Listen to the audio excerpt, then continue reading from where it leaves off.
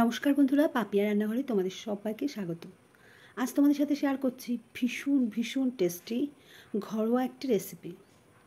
আমার হাতের এই রেসিপিটি আমাদের পরিবার এবং আমার আত্মীয় স্বজনের সবারই খুব ফেভারিট, তাই এটা তোমাদের সাথে আজ শেয়ার করলাম। তো এটা কি বলবো, নাম দেবো জানি না, আমি নিজেই এটা ঘরোয়াভাবে করি। তো চলো তোমরাই নাম দিও, আমি দিতে পারছি না, জানি না এটাকে কি বলে। তো মাংসটাকে ভালো করে ধুয়ে তেলের ওপর 2 চামচ ঘি, 2 চামচ সর্ষের তেল নিয়ে গোটা 2টো পেঁয়াজ কুচিয়ে নিয়েছিলাম। পেঁয়াজগুলো দিয়ে ওই ঘি আর তেলের ভেতর ভাজতে থাকলাম।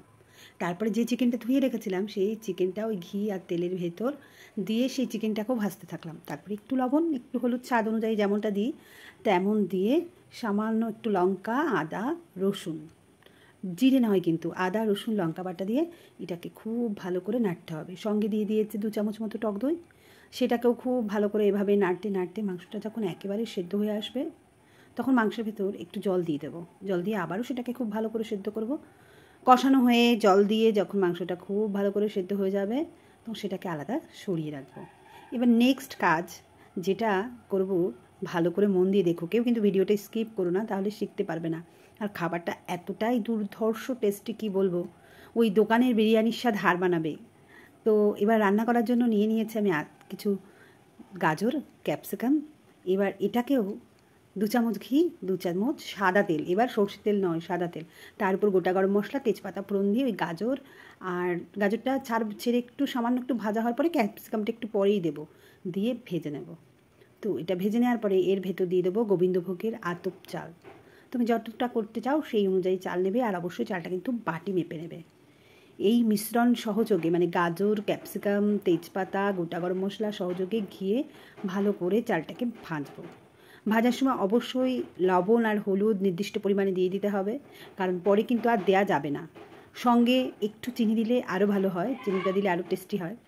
তো চিনি দিয়ে এটাকে খুব ভালো করে নেড়ে চেড়ে একেবারে লাল লাল করে ভেজে ফেলতে হবে।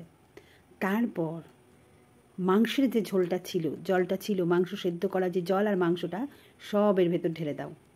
ব্যাস, ওই যে ঢেলে এবার ঢাকা দিয়ে দাও। তারপর 10 মিনিট খুব জোরে হাই ফ্লেমে দাও, তারপরে গ্যাস বন্ধ করে রেখে দাও। তারপরে উল্টে দেখো, রাইসগুলোকে উল্টে দাও, দেখবে এর গন্ধ, এর স্বাদ, এর টেস্ট বাঙালিয়ানার খাঁটি কথা তোমাদের মনে করিয়ে দেবে। আর অবশ্যই নামানোর সময় একটু কেওড়া জল, একটু গোলাপ জল ছিটিয়ে দেবে। তোমাদের এই রেসিপিটা তোমাদের বাড়ির লোকদের করে খাও, কেউ আর বিরিয়ানি খেতে চাইবে না। এটা যে মাংসের পোলাও বলবো না মাংসের বিরিয়ানি বলবো কি বলবো আমি জানি না, কিন্তু দুর্ধর্ষ স্বাদ, এর স্বাদকে হার মানতেই হবে। তো বন্ধুরা সবাই সঙ্গে থাকো, ভালো লাগলে লাইক, কমেন্ট, শেয়ার করে পাশে থেকো। তোমাদের সবাইকে আমার অনেক অনেক ভালোবাসা, শুভেচ্ছা ও শুভকামনা রইল।